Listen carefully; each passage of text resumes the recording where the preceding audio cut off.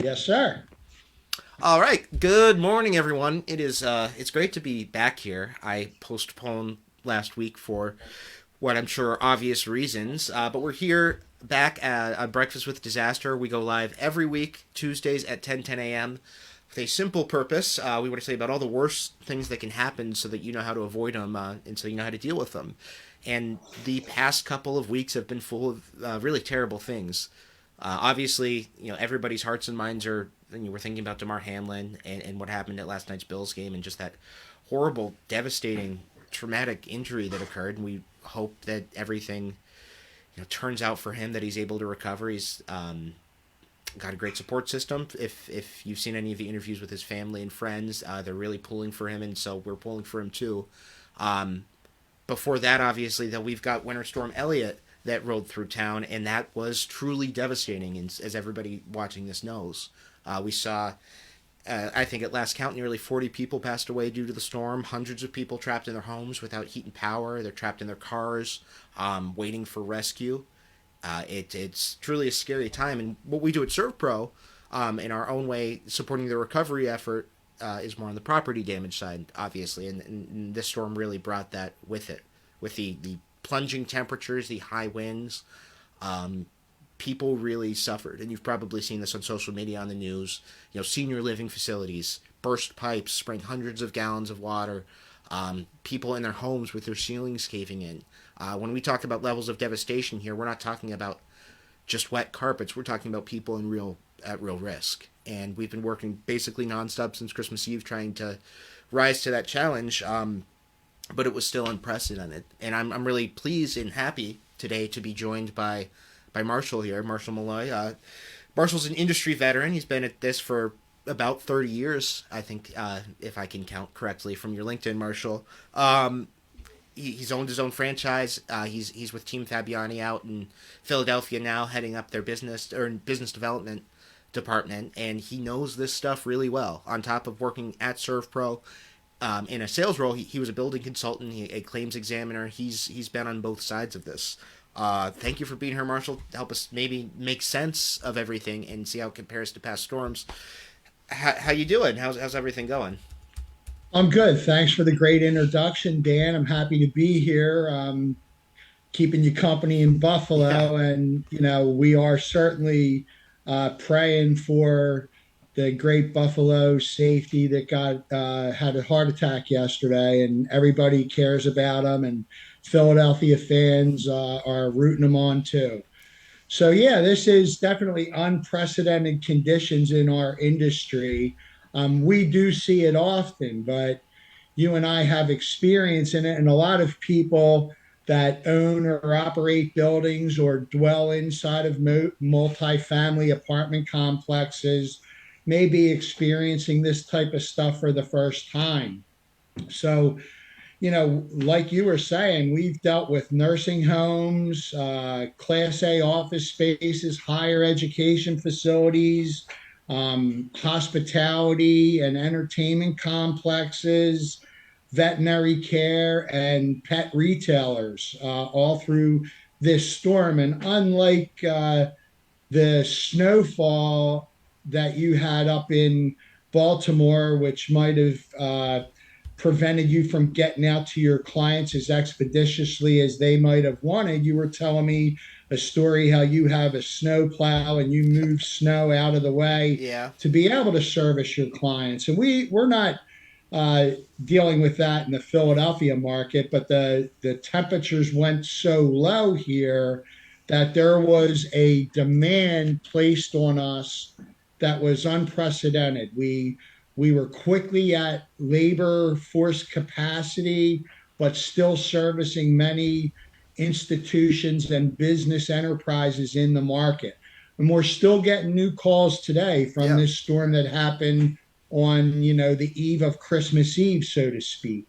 yeah, So since the eve of Christmas Eve, much like Buffalo, all the way down into Philadelphia. And then this storm expanded down to the Carolinas and out, to the Midwest. So it was a really huge storm swath affecting the area, causing harm to our human friends and even our animals. So there's Yeah, a lot of loss pet of life, facilities. and ServPro likes to clean up, but we want to do some stuff to help people prevent this from happening as well. Right. And I want to talk a bit about that, but I think I want to put a finer pin on something you just said. And part of the reason that Marshall is here is just getting a sense of the scale of this thing. Like this was the entire Northeast and more, just brought to a grinding halt and really devastated. And part of the reason you're here, Marshall, this is all just a trick, so I can ask your advice. What do you say to people when that happens? Like when as a surf pro going out there and dealing with something totally unprecedented, and you're talking to somebody who's really suffering. And I've been doing this, now taking these phone calls all day, every day for 2 weeks. Somebody's ceiling is collapsing, or that their business, or they have a senior apartment building that they now have to evacuate in whiteout conditions, and they're asking for help. What do you say to someone who's suffering like that, and how do you help them to make sense of it and see that there might be a light on the other end of the tunnel there? Well, it seems like a little bit of a threefold uh, scenario here, Dan, because when they call, if they have relationships with a Serve Pro, and or more specifically with Serve Pro Team Fabiani or Serve Pro Team Buffalo, if people have these relationships in place at time of disaster, they're going to be on the roster as first client seen. So when we accept calls from our roster of clients that we have solid relationships with, we're able to deliver on the first client seen, first call taken scenario. But we often have situations that occur that warrant the need for account management. Mm-hmm. And so I have examples where a nursing home facility called 800 Serve Pro and they didn't receive a call back from an assigned Serve Pro for 8 hours. So to this healthcare administrator, I follow up with this healthcare administrator and I tell him, sir, you had a problem getting service delivered to you because you didn't have a relationship up front of this storm. I'm encouraging you to develop relationships out front of this storm or the next storm because the next time it's going to happen, you might not get seen again for a couple of days. So we try to, paint a picture of your ability to get served was interrupted because of your lack of relationship with a restoration contractor. And Sure. and that's a hard thing to drive home to people It's because certainly a Dan, hard thing to learn after the fact, right? Like to know that yeah, there was more you could have done to prepare, and obviously, we knew the storm was coming. I don't think anybody really grasped how severe it was going to be. But to know that you could have prepared, that you could have lessened the pain there, is yeah, that's a tough pill to swallow. That's a tough thing to have to explain to someone. yes. And then as much as building a relationship with a Serve Pro enterprise and having a unique account manager, that account manager is going to visit your facility from time to time. And when they visit the facility, they might notice things that could create loss if there wasn't maintenance done. And I give an example of a 6-inch water supply line coming through a foundation wall where a wind draft is blowing and the penetration isn't insulated. A lot of damage could have been prevented if those wall penetrations with water mains were insulated with a insulator that would protect the draft from coming into the building. And so, where you could see a 6-inch water main break shut down a whole facility's, let's say, nursing care or memory care part of a building, and that causes a lot of problem for a nursing home. When memory care gets shut down, they have Mm-hmm. to relocate memory care people to another part of the building because the same life safety measures aren't in place in other parts of the building as they are in memory care. So a lot of things can be prevented from happening if you just have relationships in advance of them happening. I find in restoration, a lot of our services are purchased as a impulse, as a immediate need is met. And a lot of times facilities managers aren't thinking of restoration the same way they think of the other vendors that are in their building that they have relationships with. And they need to start thinking of restoration vendors as part of those essential subcontractor visitors or vendors that they have in place Well, certainly, before the especially storms if we're occur. going to see storms like this, even once every 10 years. This is a perfect example of why that thinking about it matters. Because like when it matters, it really matters. I'd be curious to know, Marshall.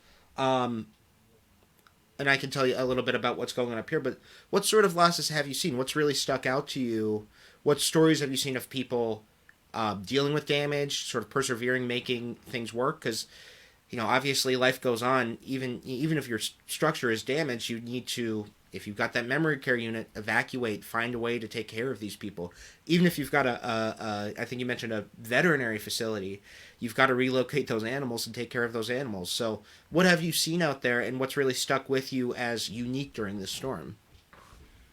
But the majority of the calls that we've gotten have coming from sprinkler system freezes and sprinkler head freezes. So, is so much of the uniqueness of that. It's probably very important, and I think sometimes ignored the maintenance requirements of the sprinkler system itself, where, the law requires the system to be serviced annually, inspected for proper function, but that doesn't change the general day to day preventative maintenance that's still required for the facility. So these were all subjective claims developed from high freeze points up above ceilings where there are penetrations coming through exterior walls. There are drafts. So facilities managers and directors need to inspect the above finished ceiling for the utilities and the penetrations and making sure that there's not leaks in their sprinkler systems during the year. Make sure there's not hard drafts coming in when the weather shifts, and try to eliminate those drafts into those ceiling coffers and ceiling spaces. Sure, and we've definitely seen quite a few similar losses here as well, especially with the wind coming into those spaces in just ways nobody really anticipated. Um, those temperatures are devastating, and it gets when that wind chills down to -30, it really can have an effect on your building, especially when your windows are 100 years old. And build up of your drop ceiling or something like that. There's all these sorts of things that if you inspect, if you have the right mindset, maybe you'll be able to catch. But after the fact, there's only so much you can do. Um, I do want to ask Marshall, and we are running a little bit low on our time, but I'm going to say good morning to everybody who's watching. I've got Jackie, Lisa, Devin, Kathy, Lisa again. Different Lisa. There's two Lisas. Jennifer. Hi, everybody. Thanks for tuning in. We got Marshall here from Surf Pro Team Fabiani, 30-year industry Hello. veteran, talking about Winter Storm Elliott up here. Marshall, I picked up on kind of a couple of points you made. The first was just to prepare for something like this, or even anything that's going to be disaster. It pays to have a local relationship with someone who can help you out of a jam, who can respond to you, you're going to be able to pick up the phone and call, and they're going to pick up and know your facility and know how to help, and also inspecting that facility with these sorts of events in mind, knowing that the unexpected will happen, disasters will happen, and looking at your facility that way can also help you to prepare. How do you respond? Like if I maybe I haven't done those things, maybe I do run a we talked about memory care quite a bit, and I think with good reason. A loss in a memory care unit is really not only difficult logistically, but it's difficult for those residents who rely on having a set routine to assist in their care and their quality of life. How do you respond? Like if I'm standing there and my a 6-inch line bursts, and I got to make that phone call. How should I respond? What details should I have? What should I be preparing myself for? What do I do aside from just have trouble wrapping my mind around it in the first place? Well, I guess if you're operating the facility and the pipe's broken and water is coming out everywhere and you're having a hard time figuring out how to get it shut down, or you're having a hard time locating the valves, I mean, that is going to be the first thing. Obviously, if that's happening to you and you're running a Yeah, facility and it's a sprinkler head system, 911 is the first call, because no memory care facility should be left without fire protection. sure. And So can they I want to say, call the fire. oh, Mark, I didn't mean to interrupt, but one thing that we did run into, just to, I think I know where you're going with this is lots of these issues happened while people were stuck at home. There was a driving ban, there was whiteout conditions, it was not safe to drive, and either they're getting updates from their remote monitoring system, like, hey, you've had a water flow event, or maybe their fire alarm's going off and they can't get there, or maybe there's only one security guard there and they're on FaceTime trying to walk them through what to do. Um, so you're saying, that happens. 911 can be a resource for sure. Yes. Right. And then, depending on the capabilities of the people at the facility, you try to walk them through what is happening.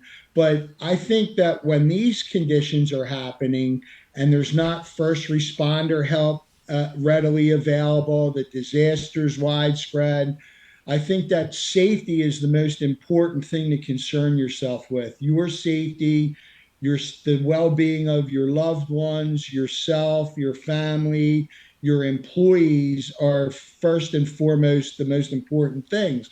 So don't drive on roads that are hazardous. Hmm. Don't enter buildings that are excessively damaged in the interest of expediting a repair for lack of interest in your own safety.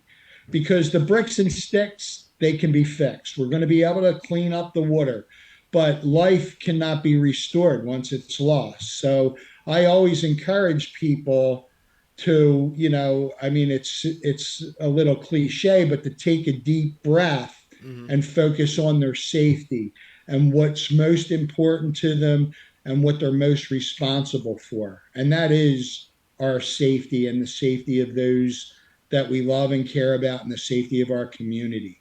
Right. There's a lot of hysteria. People get hysterical when these things happen. And you kind of, like, with people and their emotions, you kind of let them unload their emotions. Sure. Just be uh, a listener at that point and let them dispel their emotions, because as people are doing that, they're also helping themselves figure things out. Sure. They don't want us to tell them what to do or how to do it. They want to be able to be listened to during these tragedies and these problems in their home or their work or their building. So that's what I think is most important. Safety always comes first, the well being of yourself and others, and the emergency cleanup will come after that. Sure. And I think I've definitely seen this happen where, with conditions being what they were, with the amount of damage being what it is, even with my team, like, people in these situations can start to feel powerless.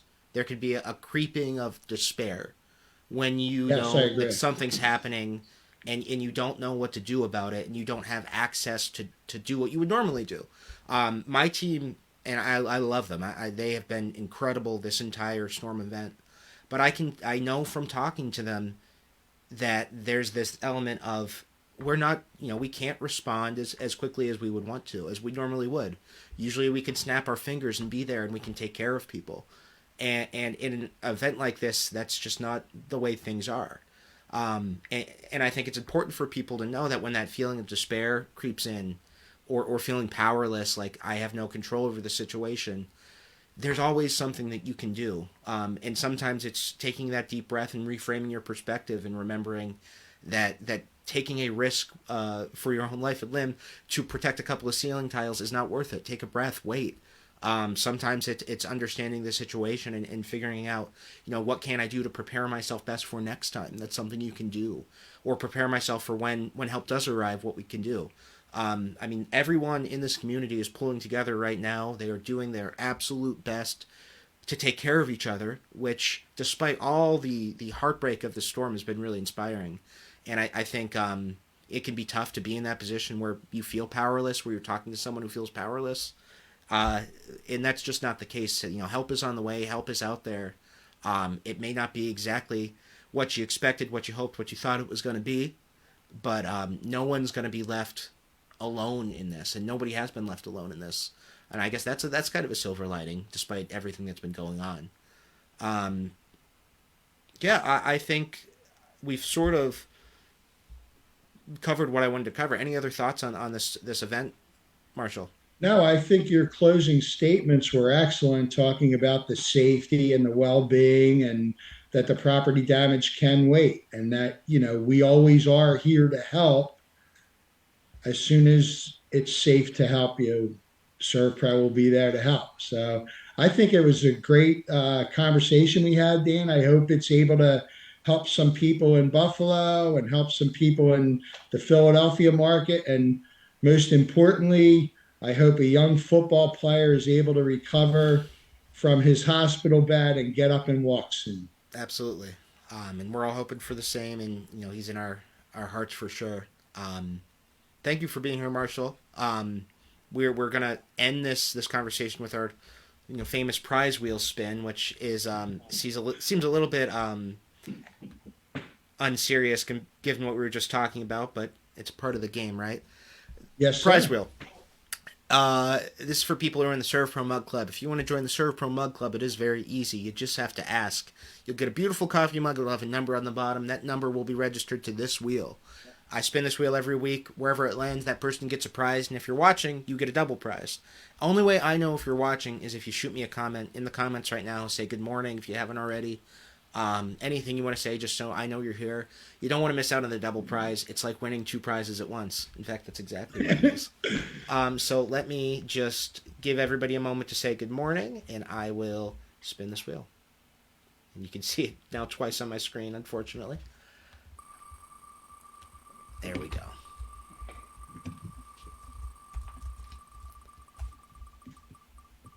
All right. We've got 241, and let me just pull that number up. It's going to be one of our early adopters, actually. We've got more than, I think, 400 people on this list. Wow, that's awesome. Yeah. That's Leanne over at the Erie County Health Department, who I haven't seen in a little while, and I guess she's probably as busy as I am, but I suppose I'll stop on by and say hi to Leanne. So, Leanne, if you're watching, make sure you comment so that I know you won the double prize. I'll get this wheel out of my face. Marshall, thank you for being here. It's always a pleasure talking to you. I'm sure we'll chat soon again. Absolutely. Thank you, Dan. Yeah, absolutely. And everybody stay safe out there. We're going to get through all this mess together. We're going to be okay. We'll talk to you soon.